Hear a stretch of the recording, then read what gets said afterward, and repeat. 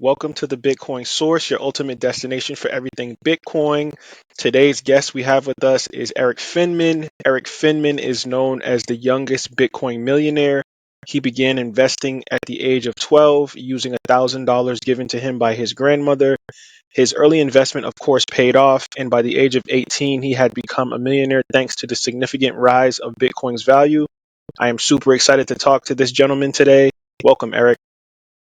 Thank you, sir. I have to tell you, I like the shirt. I like the MLK Bitcoin shirt. I think that was, I was waiting to comment. We had the little pre-con, and then I was like, I want this on record that I love the shirt. We're thrilled to bring you the exclusive Bitcoin Source podcast merchandise collection. Designed with our dedicated community in mind, our collection features high-quality apparel and accessories that embody the spirit of innovation and community that our podcast represents. Imagine a world where your passion for Bitcoin shines, not just online, but in every step you take. Introducing the Bitcoin Source podcast's exclusive merchandise line, where fashion meets your favorite cryptocurrency. From sleek tees to cozy coffee mugs, our collection is designed for the true Bitcoin believer. Diverse, vibrant, and absolutely eye-catching. Witness our community come alive as enthusiasts just like you flaunt their style, making a bold statement without saying a word. Why choose the Bitcoin Source merchandise? It's simple. Our unique designs are inspired directly by our podcast, created with top-quality materials for durability and comfort. Plus, every purchase supports our mission to deliver the content you love, fueling the Bitcoin movement and our community. Every piece you wear is a conversation starter, a story to tell, a step closer to the future of finance. Visit our store today and find your perfect piece of the Bitcoin Source. We're your support for the podcast and the broader Bitcoin movement with pride. Thank you for your continued support and happy shopping. Now back to the episode. Yes, thank you. I actually made this myself. This is a custom made. Oh, really? Can I buy it? I feel like you should put up those for sale. I feel like that's good merch. Yes, sir. When we get off the this conversation, I'll holler. I'll let you know how to get it. Perfect. Thank you. Alrighty, Erik. This is definitely a big interview for me. I've been in Bitcoin since 2017, so to hear stories from people that got this idea early, figured it out early, is always exciting. So I want to start from, like, of course, the beginning, your earliest story. So, Erik, you made headlines as the youngest Bitcoin millionaire after investing $1,000 from your grandparents at just 12 years old, which I commend you for. That's like super foresight. Can you take us back to that moment and share what led you to believe in Bitcoin's potential so early on? Yeah, absolutely. It actually started off, my older brother brought me to this protest at the Jefferson Memorial, and it was a footloose-like protest because some people were arrested for dancing, which is actually illegal. And my only guess as to why it's illegal is because it's to dance quietly in the corner of the Jefferson Memorial with your headphones on. I think it comes from the civil rights era, when that was a form of protest. And so kind of some libertarians were doing that just to they picked these laws that they wanted to kind of expose the hypocrisy and all these random little illegalities. But yeah, they were 3 or 4 people had their iPods on and their wired headphones, quietly dancing in the corner, and then police came and they said, "You can't do this; it's illegal." And then the other 3 people got scared. Then one person kept going, and yeah, he got slammed head on the marble floor, knee on the neck, just for dancing quietly in the corner. And so again, we went to go protest that. That was outrageous. So 1,000 people, me being one of them, me and my brother being going there, and because this was outrageous. So, but yeah, I mean, they had riot police on not just normal riot police; they had riot police on horseback with batons ready to go. They had a little black tent in the back. I don't know what that was for. And then they had a Black Hawk helicopter circling these just 1,000 people dancing at the Jefferson Memorial with a guy on the side, like holding kind of the connected gun. And it was crazy. And eventually things kind of, shut off, I guess. And we were all running from the police and, kind of and you can find videos of this, by the way. This is way back in the day. We were in the middle of running for the police, and I was kind of ironically, asking this guy running next to me who had this orange shirt on with a B on it that looked like a dollar sign. And I said, "What's that?" I didn't really expect an answer because we were in the middle of running. And he said, "It's Bitcoin, man. It's going to end Wall Street, bro." And he ran off. And me and my brother looked it up. I was 12 years old at the time. My brother was in his early 20s, so he was a bit older than me. And he kind of taught me how to get into it. And it was also easier to get into at the time because, you could just buy it, as easy as buying something off Amazon. And so there wasn't all this mandatory KYC stuff, AML stuff at the time. So it was super easy to get into. And they were literally giving it away for free with Bitcoin faucets. I mean, it's hard to imagine, you could just type it, create an account, put in your Bitcoin address, and then literally, people just give you free Bitcoin, whole Bitcoin. So that was a cool time. And I got in, and the price was about $10 by the time I got into it. And then some kids had video games, some kids had sports. I was 12, I had no life, and I had Bitcoin. So and I just spent every day. My grandmother had given me. She thought she was going to die. Thankfully, she's still alive. But she gave her favorite grandson $1,000 for my scholarship fund that I did not put into my scholarship fund, and I got about 100 Bitcoin with that. So and then I spent every day just trying to play the markets and get more and do everything I can because 12 years old, 13 years old, except and on, you don't have any expenses until I dropped out at about 15. It's kind of like now, Bitcoin has become a little bit more trendy. You see like the ETF approval, and this full and well because you're kind of an OG in this space that this ecosystem is something that so many people hated on.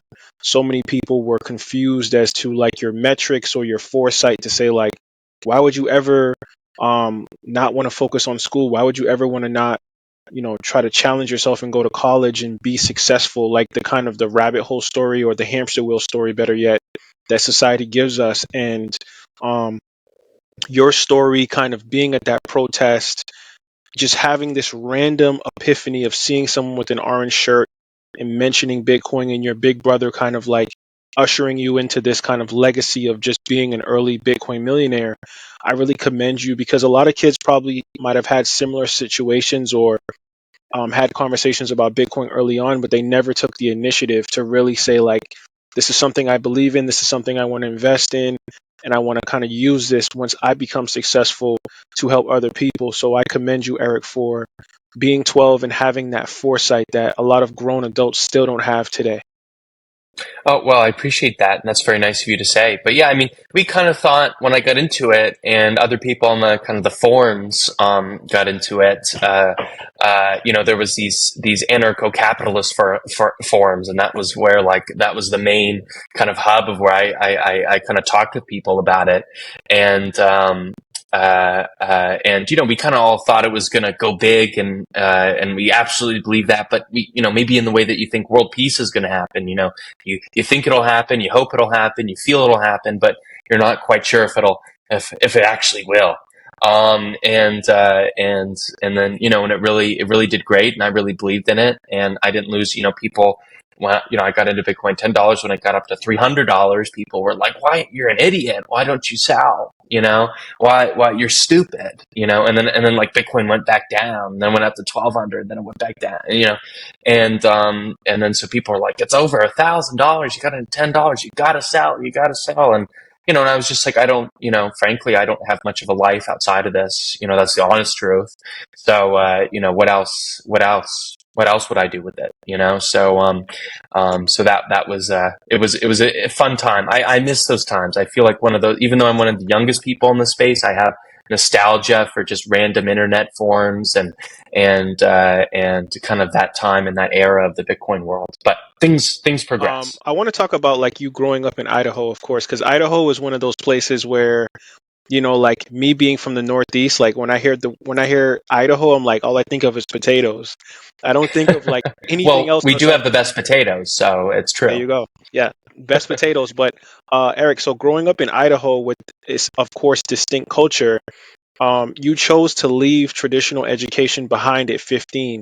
How did this environment shape your views on education and ultimately influence your decision to start Botango, which is one of the companies you had? Yeah, absolutely. So, I mean, as someone who's a high school dropout, ironically, I love learning. I love learning. It is my favorite thing. And all kids love learning or born to learn, but sometimes it just gets beaten out of you. And then when I was, going through this kind of the school system, and I've had some great teachers that are life changing that I hung on every word that they said. And then other times I've just like this they could be mean. Like, it's not even that they're just bad at instructing; they can just be mean and cruel. And I saw a lot of students had kind of their soul and their spirit kind of beaten out of them, or verbally or emotionally beaten out of them. And I felt that was happening to me. And I was just like, I feel like I'm losing my spirit. I feel like I'm losing who I am, and I want to.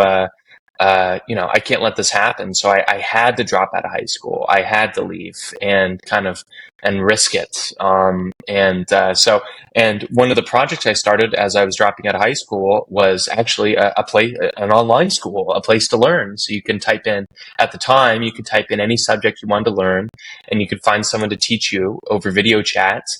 And that subject, and that was incredible. So if you didn't have access to the best teachers in, let's say I grew up on basically the Canadian border, if you didn't have access to you don't want to learn Spanish from someone in North Idaho. That's not the best place to learn Spanish. If you want to learn Spanish from someone in Ecuador, you can, or math or geometry or whatever, or learn SAT prep if you still want to go to university from someone who got into Stanford, etc. So, I mean, it's that was what we did. And then, I did that company for a couple years, to great success. I was interviewed on CBS This Morning, which was Charlie Rose's show back when that was a cool thing to say. And I got interviewed everywhere, and it was incredible. Just kind of part of my Bitcoin, that I got into Bitcoin, made some money off of it. I was a high school dropout, and yet I was launching an education company. So, so that was fun. And then, I sold that company, and that was absolutely terrific. And then I put all that money, all that money went to Bitcoin. So, and then that helped me too, because I knew that I'm like, I really believe in Bitcoin. This is my life. And at the time was especially my identity in many ways. And, so yeah, I mean, it was quite an And, experience. I'm kind of a nerd about this, and I love to hear or know a little bit more insight on people's business acumen. So, of course, after the success of your first company, dropping out of high school, you obviously ventured into this world of startups and venture capitalism. What drives Mm-hmm. your investment strategy? Like, how do you identify potential new technologies or startups? Yeah, absolutely. So yeah, I started a VC fund, just with my own money, because I was like, what is the next Bitcoin? Bitcoin has done well for me. What startup, what coin, what project, technology, whatever is the next Bitcoin? So that is kind of the thesis of our VC fund. And then and a part of that VC fund is a bit of a venture studio. So I still do kind of my own projects as a part of that, and everything. So yeah, so I mean, when I look at companies either to start or to invest in, I go into it with that thesis. Like, is this going to be, 100 billion, $1 trillion thing at one day, or at least, I'd be okay with 100 million or low billion. That's all right too. But yeah, and then so I invested in, I wanted to invest in startups. So but I wanted to do something still kind of what I knew. So I started off with this VC fund, kind of investing and being a part of companies like Coinbits, which was like, if you heard of the app Acorns, that was like Acorns for crypto. So it was kind of dollar cost averaging. So if you put in um, uh, if you put in, if you buy $1.50 coffee, it rounds up to 50 cents, puts that into Bitcoin for you. So you just kind of don't have to think about it, and you can hodl. So I was looking for easy ways to get into crypto. Another company, this was a company I was very invested in, and still am, MetalPay, which was like Venmo for crypto. It was super easiest way to buy. And so I've never seen an easier app that kind of is able to blend the KYC and AML stuff you're forced to do, but kind of makes it easy. So and then I've invested in a bunch of other companies, but when I look into invest, what company I'm investing in, what is the team. I think the team and the person matters a lot more than the idea, because you can always pivot and you can always iterate and do greater and big things. So that's always more important to me. Is, the idea should be solid, but the person behind it should be the best, and have a great mindset and be different and a different thinker. Like, I feel like it takes a weird person to get into Bitcoin in 2011. What is the equivalent of that today? So I feel like I also feel like I do a really good job. I feel like this is my absolute, more so than what is the next Bitcoin is I kind of invest in people that are like, probably no other person would invest in. I've worked with and given money to like a transgender communist, and I'm not a communist in any way. But I'm like, wow, this person's really talented, and she's amazing. And then, I invest in people that are maybe a little bit on the further end of the right wing spectrum and everything. And these are people that if they showed up to a VC fund, that they wouldn't, they wouldn't be able to, kind of show their resume, because it's a little bit extreme. I did this project, but it was kind of a very politically charged project, etc. So investing, cancel culture has been so great for me as an investor, because it is so easy to invest in really highly talented people that are just like not acceptable by VC standards or hiring standards, etc. There was another person that I worked with, and she was incredible. And you Google her name, and she apparently hired these guys, these hot interns, and she was I guess an attractive woman herself in her 20s that launched a startup. And then you Google her name and you see a New York Post article, where she was accused of, kind of slapping the butts of these hot intern guys during the work office. But yet, that's really like, she's one of the most talented people. And it's incredibly actually blackpilling in the sense to see how many talented people out there, and not even just kind of, crazy stories like the ones I just mentioned, but just really talented, exceptional people that just, and are ambitious and want it, but just have no opportunity. And I think I also got this, sorry if I'm ranting here, I also got this I saw this in North Idaho. The immense amount of talent and talented people that are in North Idaho, is one of the highest, I think, in the world, just on like the kind of just the intelligence and capability. And, but, there's just not kind of the system, and people are starting startup networks there, and it's great. It's getting better. But it could be so much more. And that opportunity of talent could be taken so much more advantage of. It's just incredibly blackpilling. Just the amount of talented people that just don't make it, even though they should. It's incredibly blackpilling. So that's that's my game, because they're talented people, but whatever it is I'm not a musician or a record label, but record labels don't find these people. Hiring CEOs don't hire these people. VCs don't invest in these kind of people that are slightly different or slightly weird. I try to, my portfolio should look like the island of misfit toys. That's always my goal. Yes, and that really resonates with me, because just for like my podcast and just for my kind of journalistic pursuits, I'm a little bit of a radical too with the Bitcoin source, because you're familiar, like a lot of people in this space or a lot of podcasts in this space is like becoming super political. You're seeing the same 12 or 11 Bitcoiners that are famous on their show over and over. And I've made it a point to really reach out, do my research, and really find people that have authentic, real stories that I think in the long term, when Bitcoin becomes 1 million a coin or 2 million a coin, people can always reference back to these type of conversations where I get the source of people's knowledge, like not about how much the price is or what your net worth is. It's like, what kind of fostered or sparked this idea in your mind for you to, onboard into this paradigm shifting technology that is going to transcend the planet. Like, that is like my bread and butter. And I feel like a lot of times I don't get any funding. I'm doing this all off the muscle. No one is like sponsoring me. And everyone keeps asking me, like, your show is so great. I love the thumbnails. I love the guests. Like, who's helping you? Who's sponsoring you? And I'm like, nobody. I'm doing this truly off of a proof of work concept. So hearing that just makes me feel super proud to see that like there are people out there that are successful and they see people in the space that they can also build with and make them better. Absolutely. No, I mean that's incredibly admirable of you. And then yeah, I looked at some of the previous episodes of your show. You're an incredibly talented interviewer, and it's an honor to be on. Thank you, Eric. I appreciate it. So, Eric, I want to talk about, of course, and I hate to harp on it, but I think people need to know this. You became a millionaire at such a young age, which I think is extraordinary. I'm sure a lot of people do when they've seen your story. How has this early success in the Bitcoin space and the tech industry influenced your career path and personal philosophy?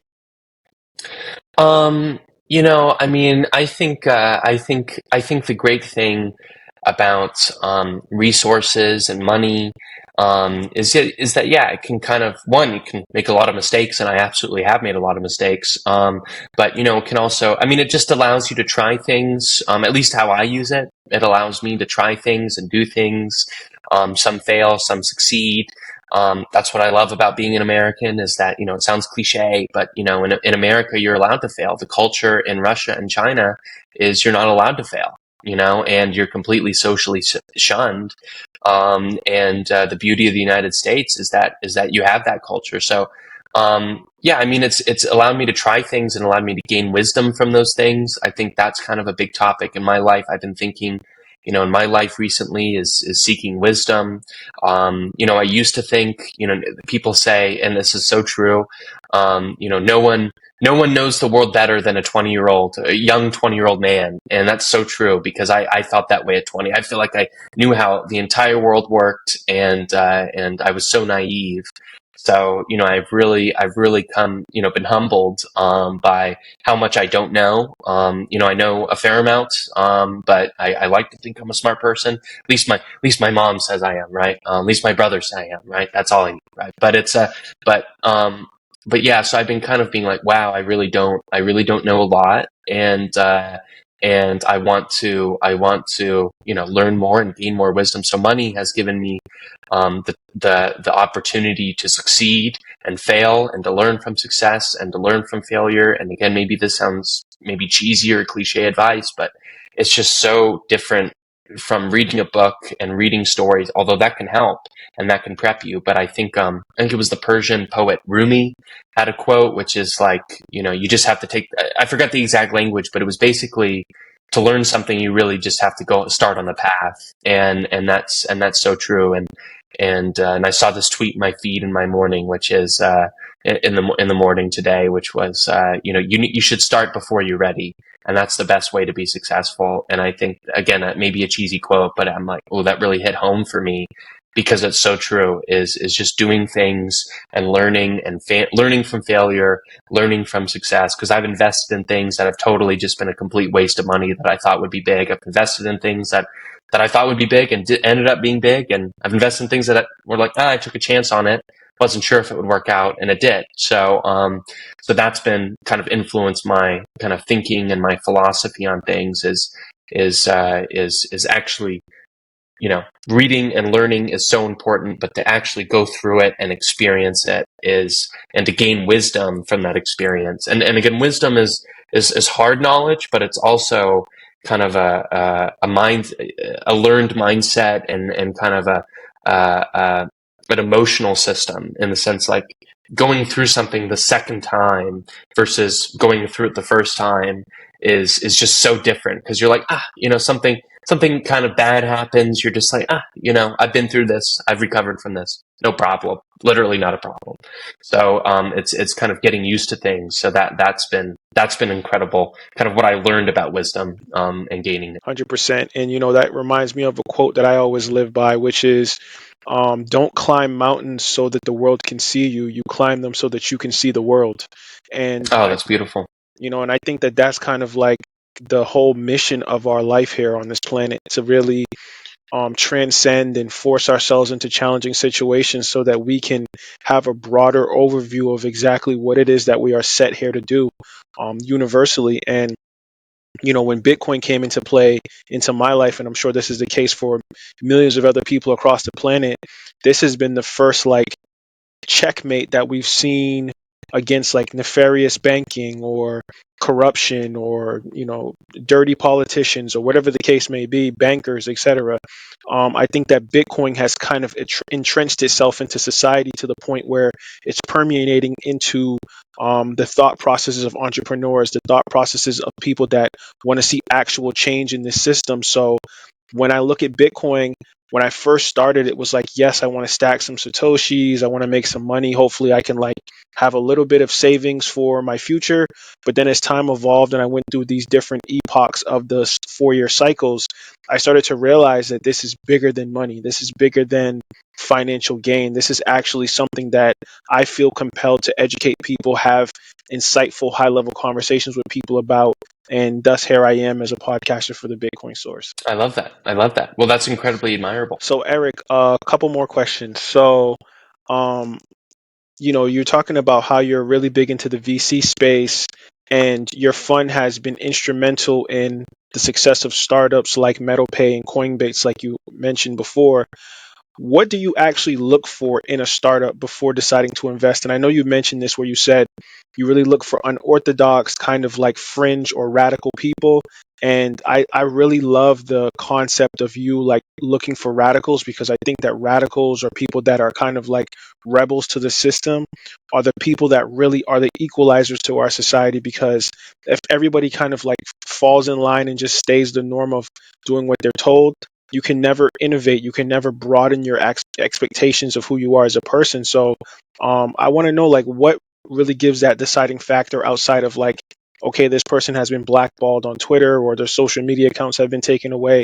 Like, what is that like spark that no one knows about that you see in people that forces you to kind of invest in them? Which one's the best crypto asset? Well, Bitcoin's the best crypto asset. Okay, what's the second best? There is no second best. There's no second best crypto asset. There's a crypto asset. It's called Bitcoin, right?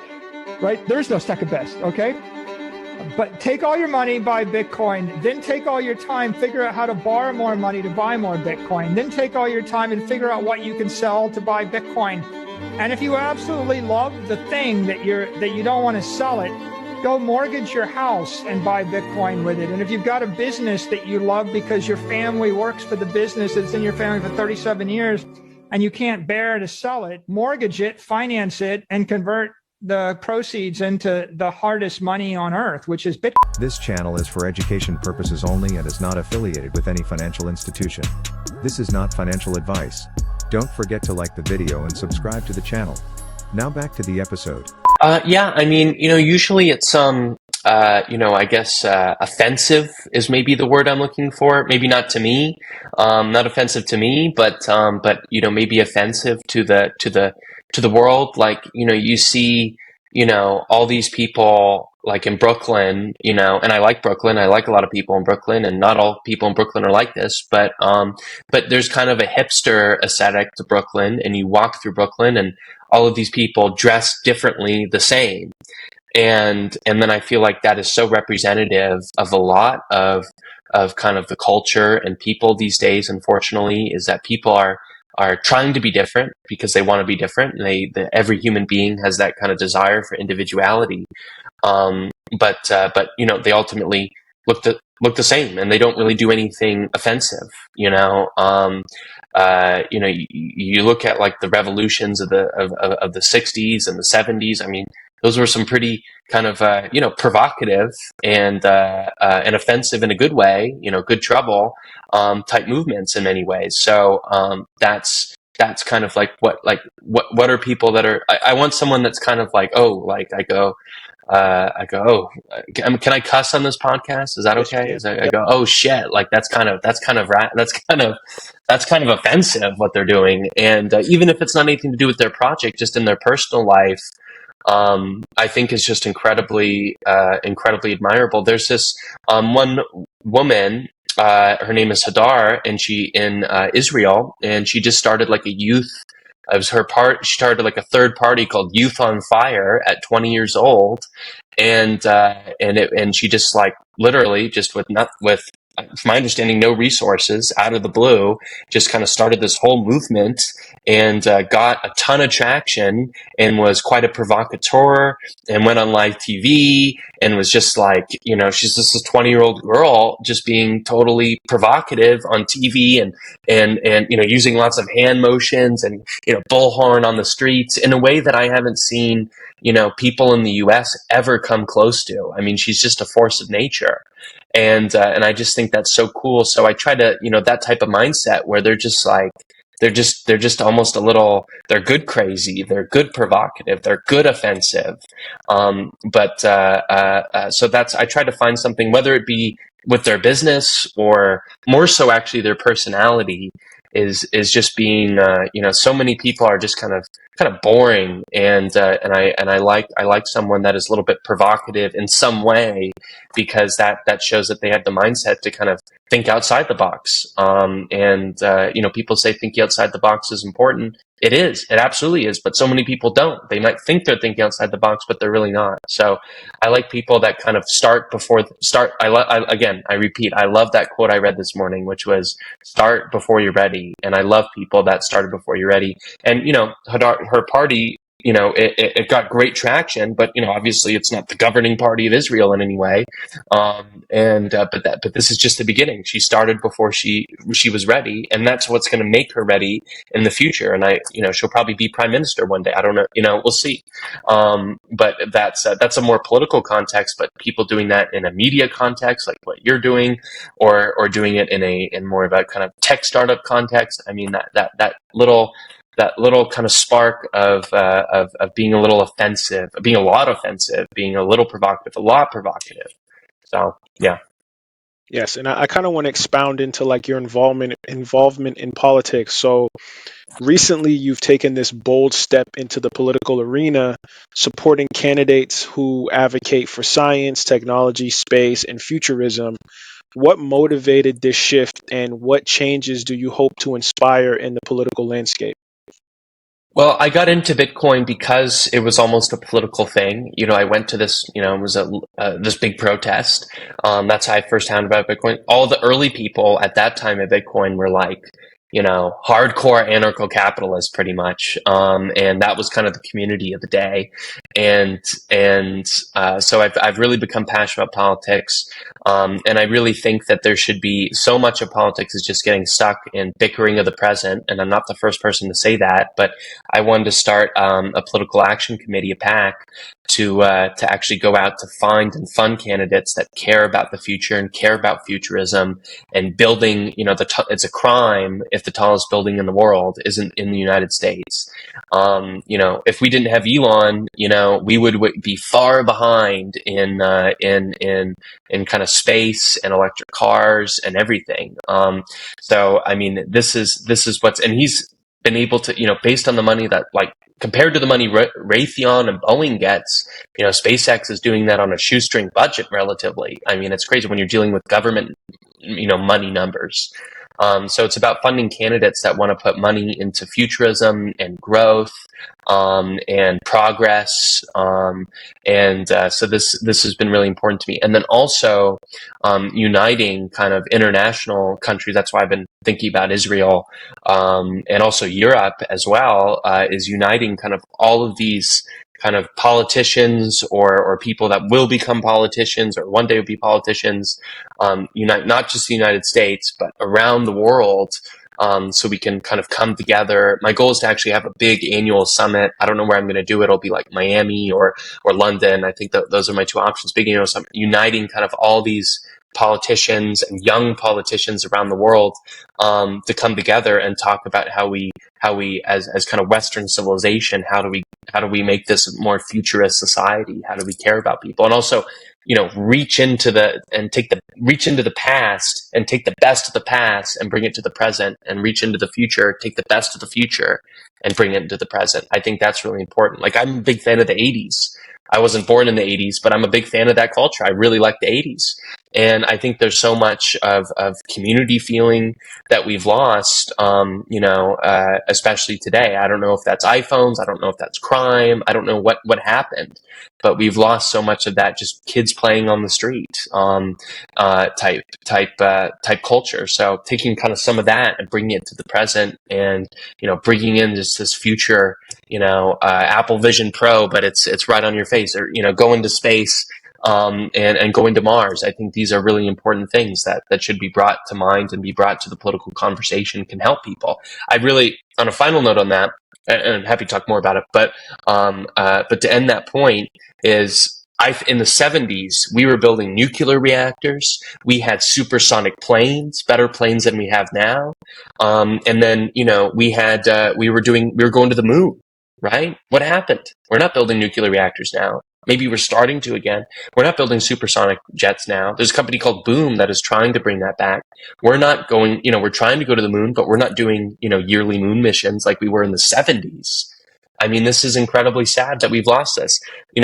People talk about how China's catching up on us, the United States. I think China should have been where it's at and growing where it's at. Like, I'm glad that we outsourced our trinket manufacturing.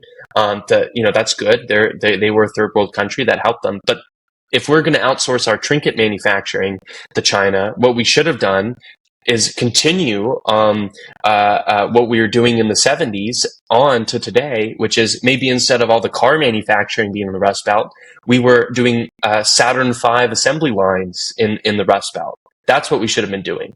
The people that kind of were doing these kind of engineering assembly line jobs, they should have been making Saturn V's. They should have been building nuclear reactors across the country, or micro nuclear reactors across the country. They should have been building supersonic jets right off the assembly line. I mean, this is all things we had in the 70s that we don't have today.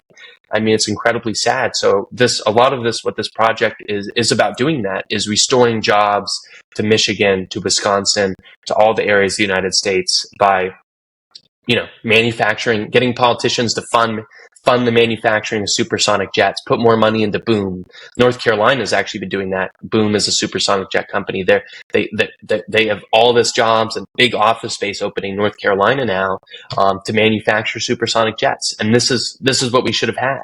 So China should have been where it's at today, but we should have been, if we continued what we were doing in the 70s, we should have been, we should have had, where right now we're national debt.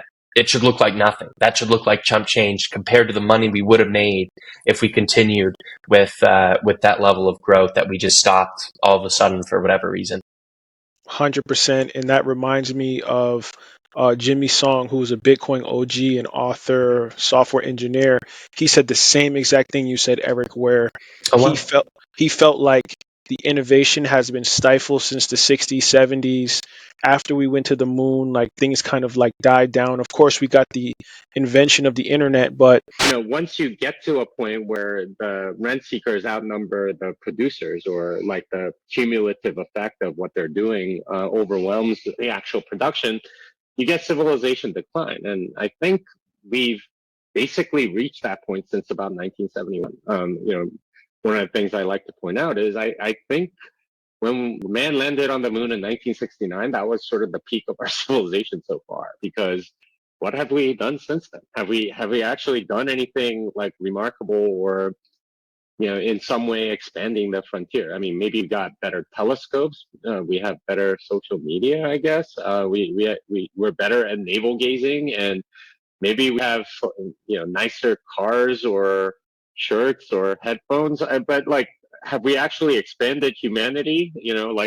Have we reached for the stars in any way, or gone out further? No, we haven't. The internet is still in its infancy stages. I think that Bitcoin is probably one of the first like tiers of the internet where like we're seeing this big level of innovation, whether it's from mining, it's from sustainable energy through Bitcoin, it's from kind of helping third world countries or the global south with just having them have an actual bank account, or having them have the ability to buy groceries or send remittances to people into other places that doesn't require them to have corruption or a 7-day fee with Western Union. this is the first thing we've seen so far, at least in my lifetime. I'm not that old, but where like I think Bitcoin is like damn near like if we were going to space. Like that's almost as big, if not bigger than, Absolutely.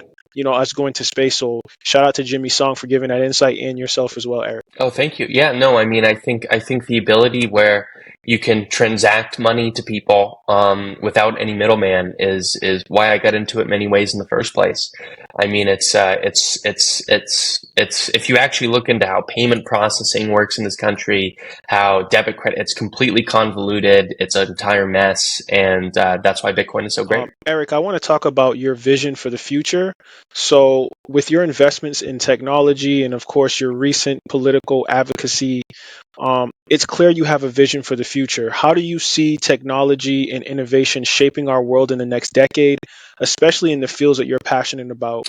Yeah, I mean, I think again, blockchain and that type of technologies is very much still in its infancy, still has a long way to go to kind of be long way to go in a good way, in the sense that there's so many new startups, so many new businesses that can be created that make it make sense and make it easy for kind of normal consumers to use. And again, I still think it's in the infancy, and I'm annoyed at FTX and Sam Bankman-Fried. They kind of took a entire dump on kind of the reputation on the industry, which was really unfortunate.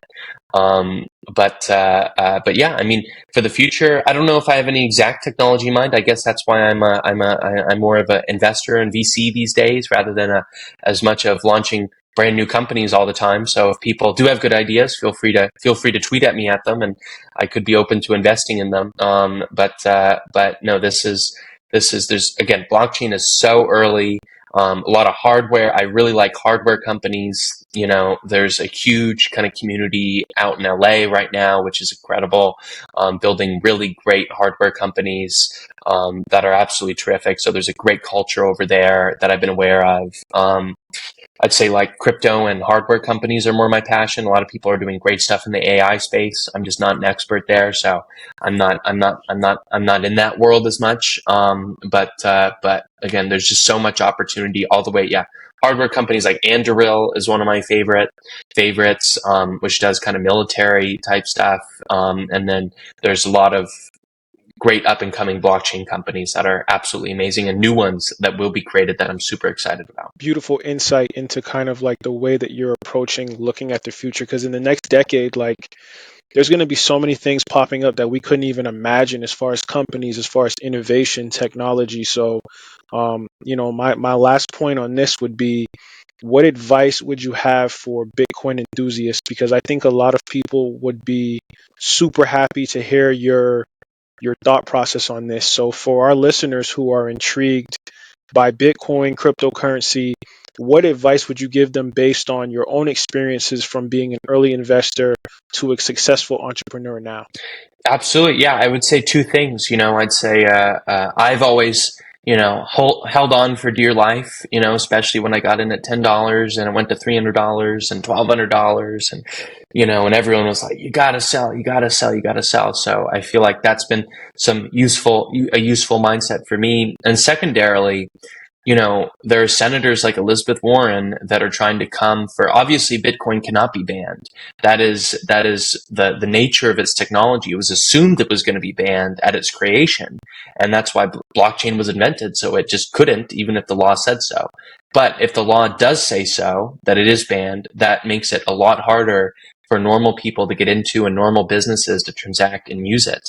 So be careful in the sense of if you see people like Elizabeth Warren and other senators, etc., that are trying to mess it up and are trying to ban it in many ways, and trying to or put so many restrictions on it that it might as well be banned.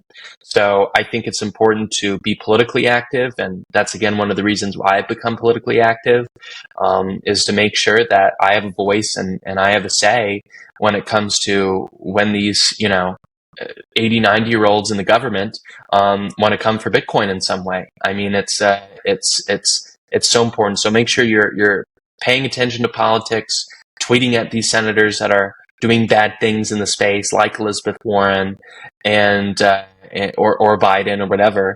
And this is just so important to do. So two things that have been helpful for me: that might be helpful for you is I held on for dear life, and I've become politically active to protect cryptocurrency and Bitcoin. So that if there's any lessons that can be imparted from that, feel free to take them. Yes, Erik Finman, I appreciate this conversation. This has been one of those super insightful ones that I think a lot of people will really appreciate.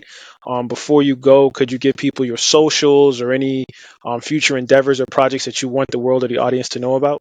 Yeah, just Twitter's kind of my main place, but my username's the same across all social media, which is at Erik Finman, ErikFinman. Erik with a K. That's what it is. Yes. The man, the myth, the legend, Erik Finman, ladies and gentlemen. Thank you for watching the Bitcoin Source. Have a good one. Thank you, sir. Thank you.